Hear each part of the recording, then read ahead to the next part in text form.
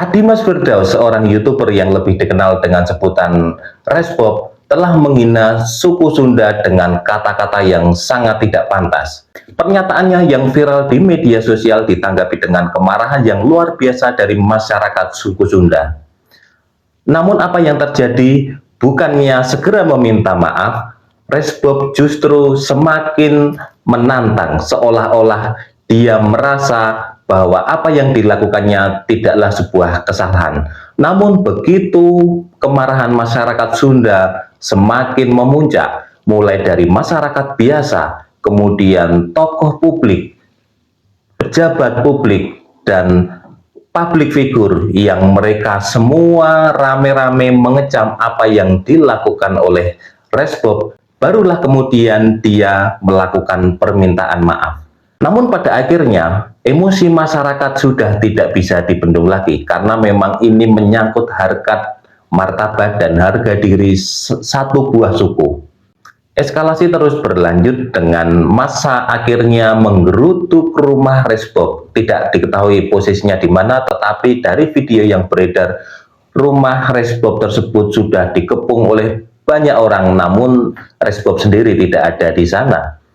Dan sampai hari ini, sampai video ini saya buat, Resbob belum diamankan oleh pihak kepolisian. Teman, fenomena rasis seperti ini kenapa harus segera ditindaklanjuti, dan pemerintah dalam hal ini kepolisian tidak boleh menutup sebelah mata dan harus bergerak cepat karena ini bisa menjadi bola liar yang kalau tidak ditangani secara serius ini akan bisa memecah belah persatuan bangsa. Kepolisian seharusnya bergerak cepat dengan segera mengamankan atau setidaknya menangkap Resbob supaya ini tidak melebar kemana-mana karena situasinya sudah sangat memanas. Kita mesti belajar dari kasus seorang mahasiswa yang pernah menghina kota Jogja di tahun 2014. Nah, bagaimana kisah lengkapnya? Tonton terus sampai selesai, jangan skip videonya.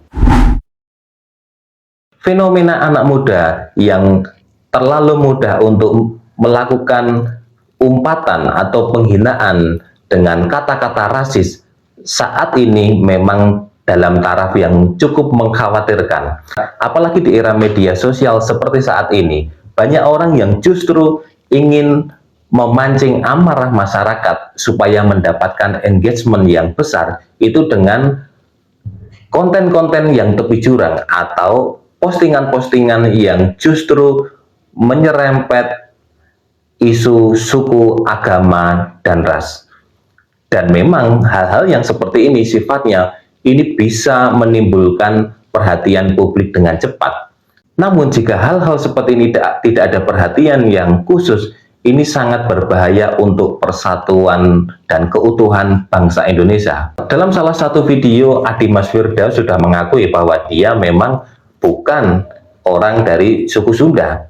Dan ini saya garis bawahi ya teman-teman, dia menghinanya. Di dalam video yang saya lihat, bahwa yang dihina itu adalah suku Sunda, semua orang suku Sunda. Bayangkan, artinya entah itu orang biasa, entah itu pejabat publik seperti KDM, Rieke Diah Pitaloka, dan yang lain-lainnya, semua masyarakat suku Sunda dikatakan seperti itu. Kalau saya orang Sunda, saya pun akan marah dengan ujaran seperti itu, walaupun pada akhirnya ketika dia sudah merasa terpojok, dia melakukan permohonan maaf dengan alasan bahwa saat itu dia tidak dalam kontrol kesadaran yang cukup sehingga apa yang dia sampaikan itu di luar kontrol.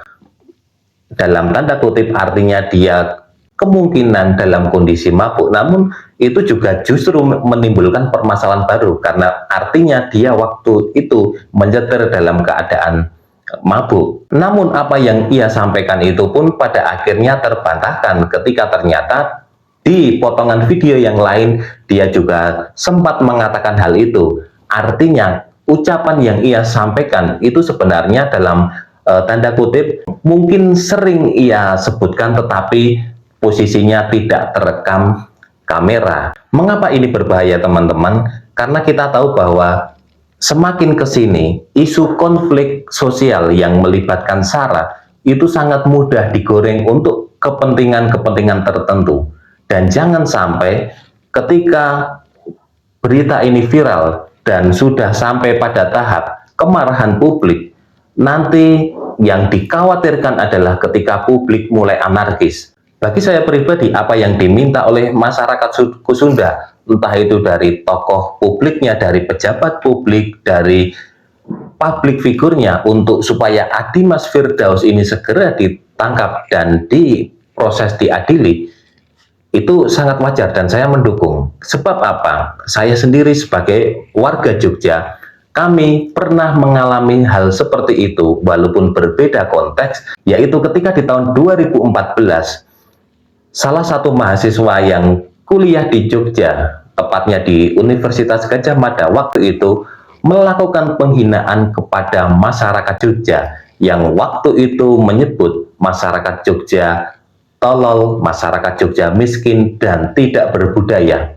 Dan pemicunya karena waktu itu di bulan Agustus tahun 2014 dia mengisi BBM di SPBU Lempuyangan, tetapi dia menyerobot antrian mobil dan dia tidak mau mengantri di antrian motor. Ketika petugas tidak mau melayani, dia pergi, tetapi dia kemudian membuat unggahan hinaan tersebut di akun pet pribadinya. Pada akhirnya postingan tersebut di-capture dan menyebarlah di media sosial waktu itu yang akhirnya menimbulkan kemarahan masyarakat Jogja. Orang-orang Jogja sebenarnya sangat welcome kepada siapa saja yang datang belajar, menuntut ilmu maupun berusaha di Jogja ini. Kami sangat terbuka karena bagaimanapun juga siapapun bebas datang ke Jogja. Tetapi ketika orang tersebut sudah melakukan penghinaan dan merendahkan martabat Jogja, akhirnya masyarakat Jogja bergerak untuk memprotes pernyataan dari Florence Sihombing. Kepolisian pun akhirnya bergerak cepat. Setelah melalui proses yang panjang, Florence Sihombing diputuskan bersalah, namun dengan hukuman percobaan, tidak melalui penahanan.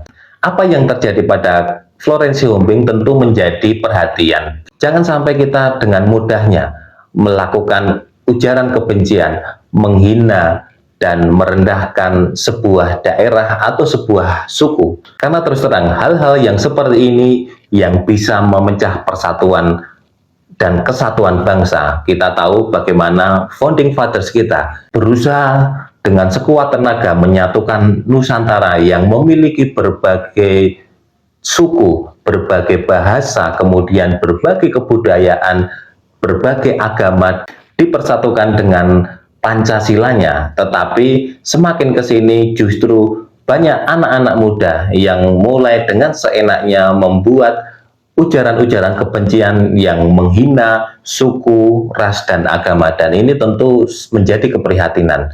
Dan harapan saya semoga kepolisian segera mengambil tindakan yang cepat dan terukur supaya kemarahan masyarakat suku Sunda tidak melebar kemana-mana.